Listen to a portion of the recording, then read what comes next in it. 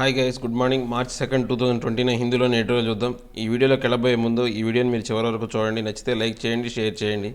మీరు ఏదైనా చెప్పాలి అనుకుంటే కింద కామెంట్ రూపంలో తెలియజేయండి. ఇంకా ఎవరైనా సబ్స్క్రైబ్ అవ్వడం ఉంటే ప్లీజ్ సబ్స్క్రైబ్ అవ్వండి. Thank you. A big bad deal అంటే ఒక పెద్ద ఒప్పందమే, కానీ అది చాలా బ్యాడ్ అనమాట. ఒక చెత్త ఒప్పందం అని చెప్తున్నారనమాట.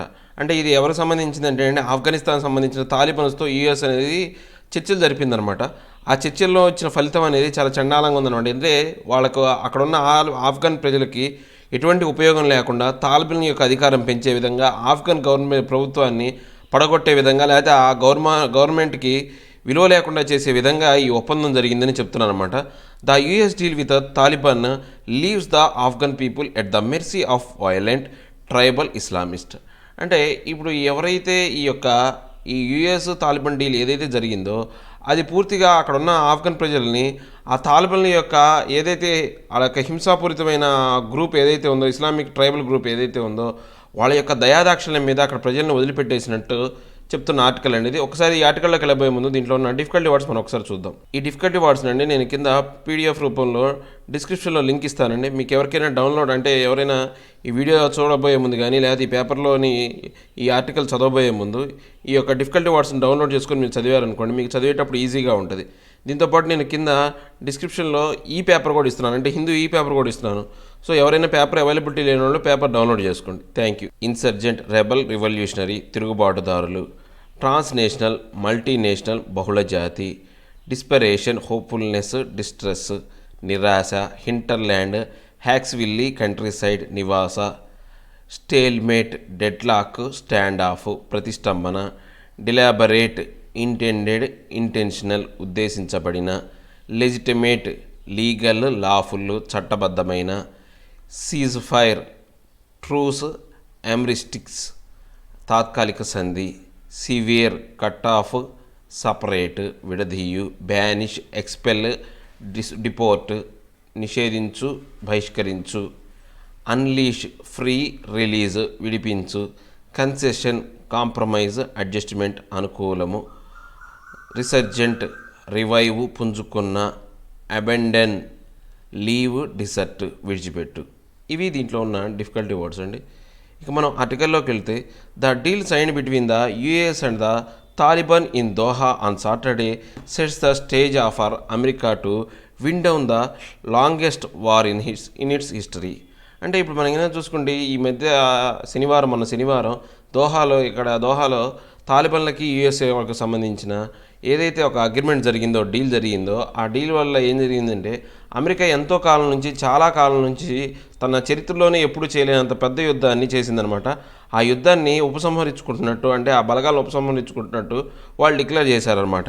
ఇట went in to Afghanistan in October 2001, a few weeks after the 9/11 terror attacks, with the goal of defeating terrorists and rebuild and stabilizing the Central Asian country.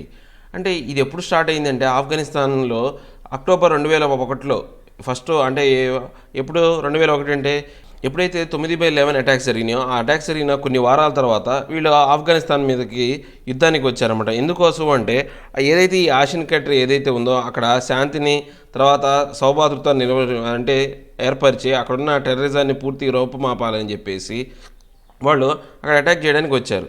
ఆ తర్వాత ఇప్పటికీ వాళ్ళు మళ్ళీ return అవుతున్నారన్నమాట. Almost 19 years later, the US seeks to exit Afghanistan with the assurance from the Taliban that the insurgent will not allow Afghan soil to be used by transnational terrorist groups such as Al-Qaeda, and that they would engage the Kabul government directly to find a lasting solution to the civil war. అంటే ఇప్పుడు వీళ్ళేంటి అంటే అప్పుడు ఎప్పుడైతే 2001లో వచ్చారో 19 సంవత్సరాల తర్వాత ఇప్పుడు ఆఫ్ఘనిస్తాన్ నుంచి ఆ తాలిబాన్లతో ఒక ఒప్పందం చేసుకొని ఏం చెప్పింది, మీరు ఎవరు ఈ తాలిబాన్లు కూడా అక్కడ ఎవరైతే ఆ బహుళజాతి వాళ్ళు, మీ దేశంలో ఉన్న బహుళజాతి వాళ్ళ లాంటి ఆల్ఖైదా లాంటి గ్రూప్స్తో కలిసి ఎటువంటి గొడవలు చేయకుండా ఉండాలి. దాంతోపాటు కాబూల్ గవర్నమెంట్ ఏదైతే ఉందో, అంటే ఆఫ్ఘనిస్తాన్ గవర్నమెంట్ అక్కడ జరుగుతున్న ఆ సివిల్ వార్ ఏదైతే ఉందో, ఆ పౌరుల యొక్క యుద్ధం ఏదైతే ఉందో దానికి సంబంధించిన సొల్యూషన్ వాళ్ళు ఫైండ్ అవుట్ చేయాలని చెప్పేసి వీళ్ళు బయటకు వస్తున్నారనమాట. America's desperation is understandable. అంటే ఇప్పుడు అమెరికా చెందిన నిరాశ అనేది అందరికీ అర్థమవుతుంది. ఎందుకని ఇన్నాళ్ళ నుంచి చేస్తున్నప్పటికీ అమెరికా వాళ్ళు ఏమీ చేయలేకపోయారు అక్కడ. The Afghan war is estimated to have cost 2 trillion with more than 3,500 American and coalition soldiers killed. అంటే ఇప్పుడు ఆఫ్ఘన్ వార్లో పూర్తిగా ఏమైందంటే $2 ట్రిలియన్ అమౌంట్ అనేది ఖర్చు చేశారు. దాంతోపాటు 3,500 అమెరికన్, లేకపోతే ఏవైతే అమెరికా సంబంధమైనటువంటి మిత్ర దేశాలు ఉన్నాయి కదా, యూకే, తర్వాత ఫ్రాన్స్ వాళ్ళు ఉన్నారు కదా, ఆ దేశాలకు సంబంధించిన 3,500 మంది సోల్జర్స్ అనేవాళ్ళు చనిపోయారన్నమాట. Afghanistan lost hundreds of thousands of people. అంటే ఆఫ్ఘనిస్తాన్ మాత్రం కొన్ని వందల వేల సంఖ్యలో ప్రజలను కోల్పోయింది. Both civilians and soldiers. దాంట్లో పౌరులు ఉన్నారు, సైనికులు ఉన్నారు. After all these the Taliban is at its strongest moment since the US launch the war. అంటే ఇప్పుడు ఈ అన్ని అంశాల తర్వాత చూసుకుంటే తాలిబాన్లు అనేవాళ్ళు బాగా బలం పుంజుకున్నారనమాట. అక్కడ ఎప్పుడైతే యుఎస్ వార్ చేయడం మొదలుపెట్టింది, ఇంతకుముందు ఆల్ఖైదా యొక్క ప్రాబల్యం ఎక్కువ ఉండేది, ఇప్పుడు తాలిబాన్ల యొక్క ప్రభావం పెరిగిపోయిందనమాట. The insurgents control or contest the government control in half of the country, mainly in its hinterland. ఈ ఎవరైతే ఇన్సర్జెంట్స్ అంటే ఈ తిరుగుబాటుదారులు ఎవరైతే ఉన్నారో ఆ దేశంలోని సగభాగానికి పైగా ఆ దేశాన్ని కంట్రోల్ చేస్తూ వస్తున్నామంట. మెయిన్లీ హింటర్లాండ్స్ అంటే ఏంటంటే వాళ్ళ నివాస భూభాగాలు, అంటే ఊరి చివర, అంటే దేశం చివర ఉండే నివాస పరివాహ ప్రాంతాలని హింటర్లాండ్స్ అంటారు అనమాట. అలాంటి ప్రదేశాల్లో వీళ్ళ యొక్క కంట్రోల్ ఉంటుందన్నమాట. The war had entered in to A stalemate long ago and the US failed to turn it around despite both American President Barack Obama and Donald Trump having sent additional troops. అంటే ఇప్పుడు మనం ఏమైనా చూసుకుంటే అక్కడ పూర్తిగా ఏమవుతుందంటే ప్రతిష్టంభన ఏర్పడింది. ఈ యుద్ధంలో బాగా పూర్తిగా ప్రతిష్టంభన ఏర్పడింది. కానీ దానికి సంబంధించిన ఏదైతే ట్రూపులు ఏవైతే ఉన్నాయో పంపించడంలో బరాక్ ఒబామా కానీ, ఈ యుఎస్ ప్రెసిడెంట్ రెండో ప్రెసిడెంట్ సీక్వెన్స్కి వచ్చిన ట్రంప్ అయితేనేమి, వీళ్ళిద్దరు కూడా ఫెయిల్ అయ్యారు అడిషనల్ ట్రూప్స్ని అక్కడ అరేంజ్ చేయడానికి. ఎందుకని కాస్ట్ అనేది పెరిగిపోతుంది. ఎంతమందిని పంపించినా కానీ ఆ యుద్ధం అనేది ఒక అంతు లేకుండా జరుగుతూనే ఉంది. Faced with no other way the US just want to leave Afghanistan. So ఇంక చేసేది ఏమీ లేక, వేరే దారి లేక ఇప్పుడు యుఎస్ ఏం చేస్తుందంటే ఆఫ్ఘనిస్తాన్ నుంచి బయటికి రావాలని చూస్తుంది. రావాల్సిందే, అక్కడ ఏం చేయలేక. But the problem is with the way it is getting out. కానీ ఇక్కడ సమస్య ఏంటంటే వాళ్ళు ఆ దేశాన్ని విడిచిపెట్టి వచ్చే విధానమే ఇప్పుడున్న సమస్య అనమాట. The fundamental issue with the US Taliban engagement is that it deliberately excluded the Afghan government because the insurgents do not see the government as a legitimate rulers. అంటే ఇక్కడ ఫండమెంటల్ ఇష్యూ కూడా ప్రాథమిక సమస్య ఏంటంటే ఈ యుఎస్ తాలిబాన్ అగ్రిమెంట్లో ఏదైతే ఉందో వాళ్ళు పూర్తిగా ఆఫ్ఘనిస్తాన్ గవర్నమెంట్ ఏదైతే ఉందో దాన్ని తీసి పక్కన పెట్టారనమాట. ఎందుకని అక్కడ ఇన్సర్జెంట్ ఎవరైతే ఈ తాలిబాన్లు, ఈ తిరుగుబాటుదారులు ఎవరైతే ఉన్నారో ఆ గవర్నమెంట్కి దానికి ఒక అంటే అది ఒక గవర్నమెంట్గా వాళ్ళు గుర్తించట్లేదు, దానికి లెజిటిమేటీ లేదని చెప్పేసి వాళ్ళు పక్కన పడేశారనమాట. By giving into the Taliban's demand, the US has practically called into question the legitimacy of the government its back. అంటే ఇప్పుడు తాలిబాన్లకి వాళ్ళ డిమాండ్ చేయడం కూడా కోసం, అంటే వాళ్ళ డిమాండ్ని ఒప్పుకోవడం కోసం యూఎస్ కూడా ప్రాక్టికల్గా ఏంటంటే క్వశ్చన్ చేసింది అక్కడున్న గవర్నమెంట్కి, వాళ్ళు ఎంతవరకు ఆ యొక్క చట్టబద్ధత ఉంది ఆ గవర్నమెంట్కి అనే దాన్ని యూఎస్ కూడా క్వశ్చన్ చేసింది అనమాట. Second, the US has made several concessions to the Taliban in the agreement. ఇప్పుడు ఈ యొక్క అగ్రిమెంట్లో యుఎస్ గవర్నమెంట్ అనేది ఆ తాలిబాన్లకు చాలా ఉపకరణాలను అనేవి ఇచ్చింది, కన్సెషన్స్ అనేవి ఇచ్చింది, వాళ్ళకి అనుకూలంగా చాలా వరకు కన్సెషన్స్ ఇస్తూ వచ్చిందనమాట. The Taliban was not pressed enough to declare a cease fire. అంటే ఇప్పుడు అక్కడ ఉన్న తాలిబాన్స్కి మీద ఎటువంటి ఒత్తిడి తీసుకురాలేదు యూఎస్ గవర్నమెంట్. అక్కడే అంటే సీజ్ ఫైర్ అంటే అక్కడ శాంతిని నెలకొల్పమని, అంటే ఏదైతే అక్కడ కాల్పులు ఏవైతే ఉన్నాయో కాల్పుల విరమణ జరపమని ఏమీ చెప్పలేదన్నమాట. Both sides settle for a 7-day reduction of violence period before signing the deal. అంటే ఈ రెండు సైడ్ల నుంచి మాత్రం ఒక 7 రోజులు, అంటే ఈ యొక్క అగ్రిమెంట్ జరగబోయే 7 రోజుల ముందు వాళ్ళు సైలెంట్గా ఉండండి, ఎటువంటి వైలెన్స్ చేయకుండా ఉండడానికి ఇటు అమెరికా బలగాలు అటు తాలిబాన్ బలగాలు కూడా కామ్గా ఉన్నాయన్నమాట. సో ఇది మనం ఇంతకుముందు ఆర్టికల్ కూడా చెప్పుకున్నాం. The US with the some 14,000 troops in Afghanistan has committed to pull them out in a phased manner ఇన్ return for the Taliban's assurances that it would sever ties with other terrorist groups and start walks with the Kabul government. అంటే ఇప్పుడు American troops 14,000 మంది American troops అనేవి ఆఫ్ఘనిస్తాన్లో ఉన్నాయన్నమాట. వాళ్ళు రోజు రోజుకి ఏమవుతుందంటే వాళ్ళని ఫేజుల వారీగా విడతల వారీగా వాళ్ళు వెనక్కి తీసుకుంటున్నట్టు అమెరికన్ గవర్నమెంట్ ప్రకటించిందనమాట. దాంతోపాటు తాలిబాన్స్కి దగ్గర నుంచి ఒక ఎష్యూరెన్స్ తీసుకుందనమాట. వాళ్ళు ఎవరితో కూడా సివియర్ టైస్ అంటే విడిపోవాలి, అంటే వేరే గ్రూప్తో వాళ్ళు ఎటువంటి బంధాలు ఏర్పరచుకోవడం, ఆల్ఖైదా కానీ లేకపోతే వేరే ఉగ్రవాద సంస్థలతో వాళ్ళు ఎటువంటి బంధాలు ఏర్పరచుకోకుండా వీళ్ళు ఏం చేయాలంటే కాబూల్ గవర్నమెంట్తో పాటు కలిసి నడవాలి. ఈ తాలిబాన్స్ అనేవాళ్ళు ఆ కాబూల్ గవర్నమెంట్తో సఖ్యంగా ఉంటూ వాళ్ళతో కలిసి పనిచేయాలని చెప్తున్నారు అనమాట. But the Taliban whose role is known for strict religious laws, banish women from public life, shutting down schools and unleashing systemic discrimination on religious and ethnic minorities, has not made any promises on whether it would respect the civil liberties or accept the Afghan constitution. కానీ ఇప్పుడు ఈ తాలిబాన్ల వాళ్ళ యొక్క మత ఛాందస్సులు అనమాట. వాళ్ళు ఆ మతాన్ని చాలా స్ట్రిక్ట్గా ఫాలో అవుతారనమాట. ఏదైతే banishing the women from the public life, అంటే ఈ యొక్క ఆడవారిని ఏంటంటే బహిష్కరిస్తారు ఆ పబ్లిక్ లైఫ్లో నుంచి, వాళ్ళని దూరంగా పెడతారు. వాళ్ళు బయటికి రానికుండా బుర్కాలు కప్పుకొని అసలు వాళ్ళని ఎటువంటి వాళ్ళ స్కూల్లో పోనీరు, స్కూళ్ళు మూసేయిస్తారు. తర్వాత వాళ్ళు ఆ యొక్క రిలీజియస్ పరమైన ఎథనిక్ మైనారిటీస్ మీద వాళ్ళు ఆ వివక్షత అనేది చూపించడం అనేది, ఇలాంటివన్నీ కూడా ఏమి అంటే వాళ్ళ యొక్క విధానాలని బయటపడుతున్నాయి అనమాట. సో దీన్ని బట్టి మనం చూస్తే వాళ్ళు అక్కడ ఉన్న ప్రజల్ని ప్రశాంతంగా ఉండనియరు, వాళ్ళ ఆఫ్ఘనిస్తాన్ కాన్స్టిట్యూషన్ని గౌరవించాలనేది మనకు తేటతెల్లం అవుతుందన్నమాట. The Taliban got what it want, the withdrawal of foreign troops without making any major concession. అంటే ఇప్పుడు తాలిబాన్ ఏదైతే అనుకుంటున్నారో, ఏదైతే కోరుకున్నారో అదే జరిగిందనమాట. ఎందుకని ఇప్పుడు ఎవరైతే ఫారెన్ గ్రూప్స్ ఉన్నారో వాళ్ళు పూర్తిగా వాళ్ళు ఉపసంహరించుకుంటున్నారు. వాళ్ళని ఎటువంటి అంటే మేజర్ కన్సెషన్ అంటే వాళ్ళ మీద ఎటువంటి రిస్ట్రిక్షన్స్ పెట్టకుండా అక్కడి నుంచి వాళ్ళు వెళ్ళిపోతున్నారు అనమాట. Lastly the US withdrawal will invariably weaken the Kabul government, altering the balance of power both on the battlefield and at the negotiating table. అంటే ఇప్పుడు ఏమవుతుంది, చివరికి చెప్పుకోవాలంటే ఈ యుఎస్ అనే బలగాలు ఉపసంహరించుకోవటం పూర్తిగా వాళ్ళని ఆ కాబూల్ గవర్నమెంట్ని బలహీనపరిచే విధంగా ఉంది. ఎక్కడ బ్యాటిల్ఫీల్డ్ అంటే యుద్ధభూమిలోను, తర్వాత ఆ చర్చలు నెగోషియేటింగ్ టేబుల్ ఆ చర్చలు జరిపే ప్రదేశంలో కూడా వాళ్ళని ఇది బలహీనపరిచే విధంగా ఉంది Kabul government. A weakened government will have to talk with a resurgent Taliban. అంటే ఇప్పుడు ఒక బలహీనమైన ప్రభుత్వం ఎవరితో మాట్లాడాలా అనే రిసర్జెంట్ అంటే తిరిగి పునరుద్ధరించుకుంటున్న రివైవ్ అవుతున్న తాలిబాన్స్తో, అంటే మళ్ళీ బలం పుంజుకుంటున్న తాలిబాన్స్తో ఇప్పుడు వాళ్ళు చర్చలు జరపాలన్నమాట. The US in a desperate bid to exit the Afghan war has practically abandoned the Kabul government and millions of Afghans who did not support the Taliban's violent tribal Islamism to the mercy of insurgent. అంటే ఇప్పుడు ఈ America అనేది desperate అంటే meaning ఏంటి, నిరాశ అని.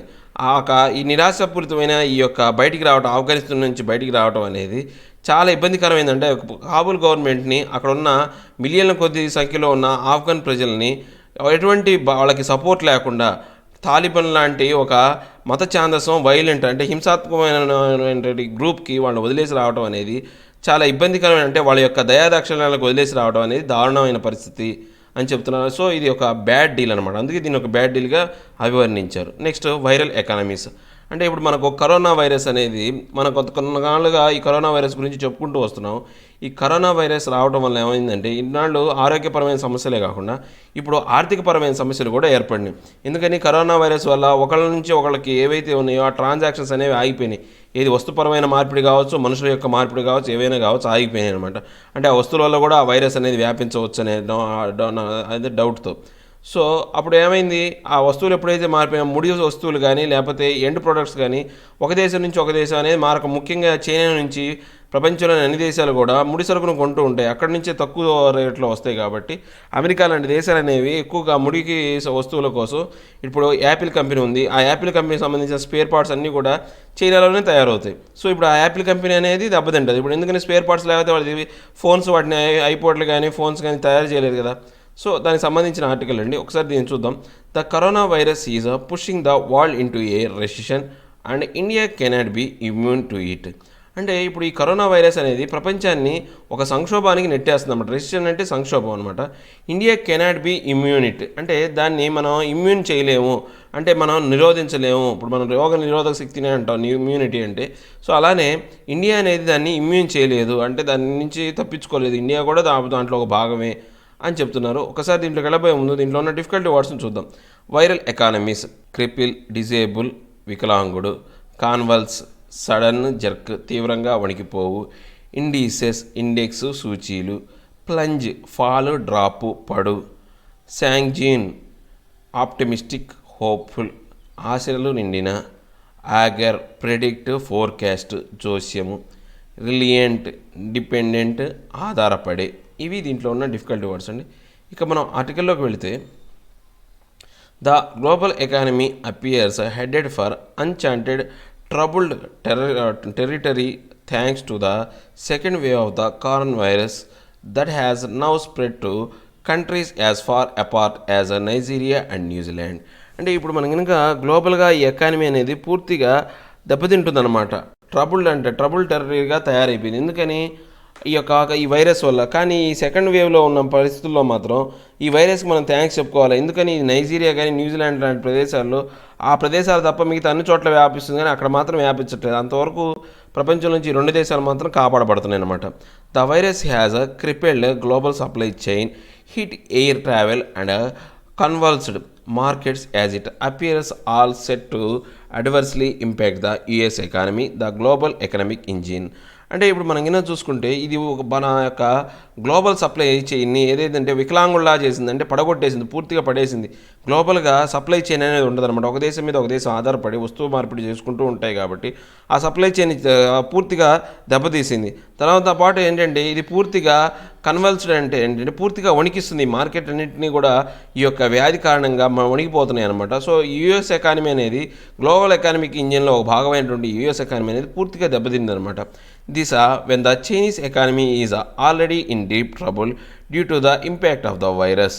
అంటే ఇప్పుడు ఈ చైనా అనేది ఈ యొక్క వైరస్ కారణంగా పూర్తిగా ఎకానమీ అనేది పూర్తిగా ఇబ్బందుల్లో ఉందన్నమాట. ఏది? ఈ వైరస్ కారణంగా. A slowdown or worse recession in the true global economic engine is bad news for the world economy which may well tilt into recession. అంటే ఇప్పుడు ప్రపంచంలోనే ఒక 2 ముఖ్యమైనటువంటి గ్లోబల్ ఎకనామిక్ ఇంజిన్స్ అయినటువంటి 2 దేశాలు అయినటువంటి యుఎస్, చైనా 2 దెబ్బతింటం అనేది ఇంకా ప్రపంచాన్ని పూర్తిగా సంక్షోభంలోకి నెట్టే విధంగా ఉందన్నమాట. Markets reflected these concerns last week as indices plunged and investors stamped for the exit. అంటే ఇప్పుడు మార్కెట్లు అనేవి రోజు రోజుకి ఏమవుతున్నాయంటే వాటి యొక్క ప్రభావం తగ్గిపోతుంది. లాస్ట్ వీక్ చూసుకుంటే ఆ మార్కెట్లు ఏవైతే ఉన్నాయి, షేర్ మార్కెట్లు అనేవి పూర్తిగా పడిపోవడం వల్ల ఏమవుతుందంటే ఇన్వెస్టర్లు వాళ్ళ యొక్క పెట్టుబడులను ఉపసంహరించుకుంటారన్నమాట. డంపింగ్ స్టాక్స్, అంటే వాళ్ళు పూర్తిగా ఆ స్టాక్స్ అన్నింటిని కూడా ఉపసంహరించుకుంటారు. అంటే ఆ స్టాక్స్ అన్నీ కూడా మిగిలిపోతున్నాయి అనమాట. Big money moved to the relative safety of government bonds pushing prices up and yields down. అంటే ఇప్పుడు ఈ యొక్క డబ్బులన్నింటినీ వీళ్ళు ఏంటంటే అంటే గవర్నమెంట్ బాండ్స్లో వీళ్ళు పెట్టుబడులుగా పెడుతున్నారు అనమాట. దానివల్ల ఏమవుతుందంటే ఈ బాండ్ ప్రైస్ పుషింగ్ ప్రైస్ రేట్లన్నీ పెరిగిపోతున్నాయి.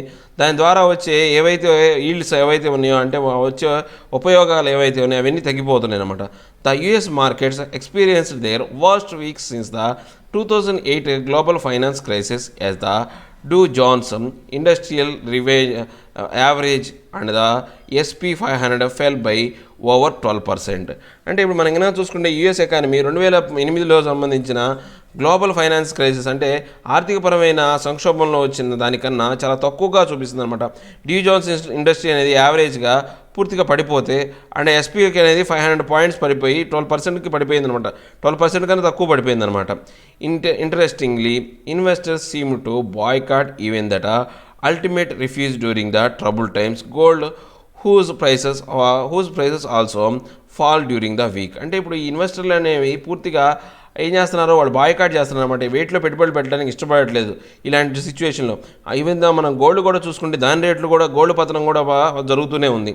The seem to place greater faith in the sovereign guarantee of the US government reflected in it's treasury bills. అంటే దీనివల్ల ఏముంది, దీనితో పాటు గవర్నమెంట్ ఏం చేసింది, యూఎస్ గవర్నమెంట్ ఏం చేసిందంటే అందరికీ ఒక గ్యారంటీ ఇచ్చే విధంగా ట్రెజరీ బిల్స్ అనే దాన్ని రిలీజ్ చేసిందనమాట. But there is a trouble ahead for the US economy as companies ranging from Apple and video, Procter and Gamble and Adidas are in a difficulty because of their large exposures to the Chinese market or their reliances on supply from China.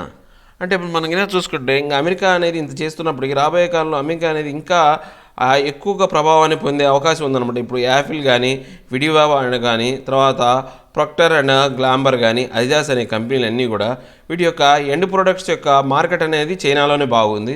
దాంతోపాటు వీటి యొక్క ముడి వస్తువులు కూడా China నుంచి వీళ్ళు download చేసుకుంటారన్నమాట.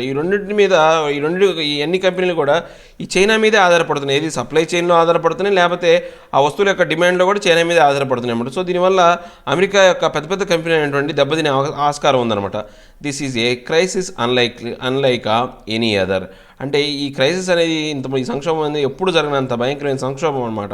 It is not a financial crisis that can be stored out with time tested measures such as rate cuts and bailouts. అంటే ఇప్పుడు ఇది మనం ఆర్థికపరమైన సంక్షోభం అయితే కనుక మనం దాన్ని ఎట్లా కంట్రోల్ చేయొచ్చు. ఎట్లాగా ఆ రేట్ కట్లు అంటే మనం పన్నులు తగ్గించడం, లేదా ఆ బాయిల్ అవుట్స్ ఏవైతే ఉన్నాయో, ఇబ్బందికరమైన పరిస్థితులు ఉన్నాయో ఆ ట్రేడ్కి సంబంధించిన వాటిని తీసి పక్కన పడేయడం, అలాంటివి చేయొచ్చు అనమాట. కానీ ఇది ఫైనాన్షియల్ క్రైసిస్ కాదు, ఇది వైరల్ క్రైసిస్ అనమాట. The challenge of the virus attack is that it is immune to financial solutions.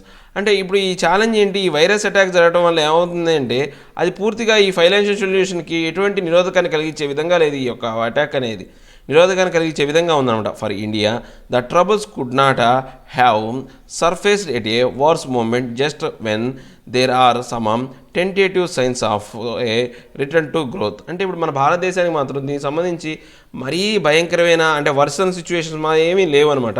కాకపోతే కొన్ని చిన్నమైన గ్రోత్లో, అభివృద్ధిలో కొంచెం చిన్నమైన స్వల్పమైన ఇబ్బందులు మాత్రమే ఉన్నాయన్నమాట. Policy makers are sanguine about the impact on the domestic economy and how they can manage the situation by restoring to airlifting of materials if the supply chain is disrupted. అంటే ఇప్పుడు మనం కనుక చూసుకుంటే ఈ యొక్క మన రాజకీయ నాయకులు ఎవరైతే ఉన్నారో, ఈ పాలసీ మేకర్లు ఎవరైతే ఉన్నారో వాడు పూర్తిగా ఆశలతో నిండిపోయి ఉన్నారన్నమాట. శాంగిష్ అంటే ఆశలతో నిండిగా ఉన్నాయి. ఎందుకని ఈ డొమెస్టిక్ ఎకానమీలో ఇప్పుడు ఏదైతే చైనా సప్లై చైన్ ఆగిపోయింది కాబట్టి ఆ సప్లై చైన్లో మన భారతదేశం అనేది జాయిన్ అయ్యి ప్రపంచానికి కావాల్సిన ముడి సరుకును అందించే దాంట్లో కొంచెం ముందుండాలని అనుకుంటున్నారనమాట. But the problem extend beyond the supply chain disruption which by the way is serious for industries such as pharmaceutical, electronics and automobiles. కానీ ఇప్పుడు మనం కనుక చూసుకుంటే ఇక్కడ ప్రాబ్లం ఏంటంటే సప్లై చైన్ డిస్రప్షన్ మాత్రమే కాదు, ఇంకొన్ని రకాలైనటువంటి ఇండస్ట్రీస్ ఏంటంటే ఫార్మాసిటికల్ అంటే మనకు మందులకు సంబంధించినవి కానీ, ఎలక్ట్రానిక్స్ సంబంధించినవి కానీ, ఆటోమొబైల్ సంబంధించిన వాటిలో కూడా మనకి ఇబ్బందులు ఏర్పడుతున్నాయి. ఎందుకని ఫార్మాసిటికల్ సంబంధించిన ఏవైతే మందుల కంపెనీలు కానీ, ఎలక్ట్రానిక్స్ అంటే మనం ఇప్పుడు చూసుకుంటే ఈ సెల్ ఫోన్స్ అన్నీ కూడా OnePlus కానీ ఇవన్నీ కూడా అక్కడి నుంచి వచ్చాయి, చైనా నుంచి వచ్చాయి. ఆటోమొబైల్ ఇండస్ట్రీకి సంబంధించి మన భారతదేశంలో ఎక్కువగా ముడి వస్తువులు అన్నీ కూడా చైనా నుంచి రావాల్సిందే. In a situation of the global recession, exports which are not growing even now could take a hit, further slowing down on one of the economic engines. అంటే ఇప్పుడున్న సిచ్యువేషన్లో ఈ గ్లోబల్ రిసెషన్ అనేది, సంక్షోభం అనేది ఇంకా ఏమవుతున్నాయి, పూర్తిగా ఒక చోట నుంచి ఒక చోటకి వస్తు మార్పిడి ఏం జరగట్లేదు అనమాట. దీనివల్ల ఇంకా స్లో డౌన్ అవుతుంది. ఇంకొక ఎకనామిక్ ఇంజిన్ కూడా రాబోయే కాలంలో దెబ్బతినే ఆస్కారం ఉందని చెప్తున్నారు అనమాట. And risk hours foreign investors could hold back fresh investments in India. అంటే ఇప్పుడు ఈ రిస్క్ వల్ల ఏమవుతుందంటే ఫారెన్ ఇన్వెస్ట్మెంట్ ఎవరైతే ఉన్నారో భారతదేశంలో కూడా పెట్టుబడులు పెట్టడానికి ఇష్టపడట్లేదు అనమాట. What augurs well though it is that Indian companies are not major participates in the global supply chain originating in China. అంటే ఇప్పుడు మనం జోష్యం ఆగర్స్ అంటే జోష్యం చెప్పుకునే విషయం ఏంటంటే ఇండియన్ కంపెనీస్ ఏవి కూడా ఈ గ్లోబల్ సప్లై చైన్ ఏదైతే చైనాలో ఆరిజినేట్ అవుతుందో, అంటే ఎక్కడైతే చైనాలో తయారవుతూ వస్తుందో, పుట్టుకొస్తుందో దాంట్లో ఈ యొక్క ఇండియన్ పార్టిసిపేషన్ అనేది చాలా తక్కువగా ఉందన్నమాట, అసలు లేదు. And second, crude oil prices are slipping which is good news for the micro economy and inflation. అంటే ఇప్పుడు ఈ క్రూడ్ ఆయిల్ ప్రైస్ అనేవి రోజు రోజు తగ్గుముఖం పడుతున్నాయి అనమాట. ఇది మనకు ఒక కలిసి వచ్చే అంశం అనమాట. ఈ మైక్రో ఎకానమీకి సంబంధించి ఈ యొక్క ఇన్ఫ్లేషన్ కంట్రోల్ చేయడానికి ఒక మంచి ఉపయోగపడే అంశం అనమాట. The governments need to watch the developing situation and for now do all it can to support industries that are reliant on Chinese imports. అంటే ఇప్పుడు ఈ గవర్నమెంట్ అనేది పూర్తిగా ఈ డెవలపింగ్ సిచ్యువేషన్ వాడుకోవాలి. ఏదైతే ఈ సపోర్ట్ చైన్ ద్వారా అంటే ఇండస్ట్రీలు అన్నీ కూడా చైనా మీద ఆధారపడి ఉన్నాయి కాబట్టి, చైనా ఇన్పుట్స్ మీద ఆధారపడి ఉన్నాయి కాబట్టి చైనాకు ఆల్టర్నేటివ్గా మన భారతదేశం ఎదగాలి అని చెప్తున్నాను అనమాట.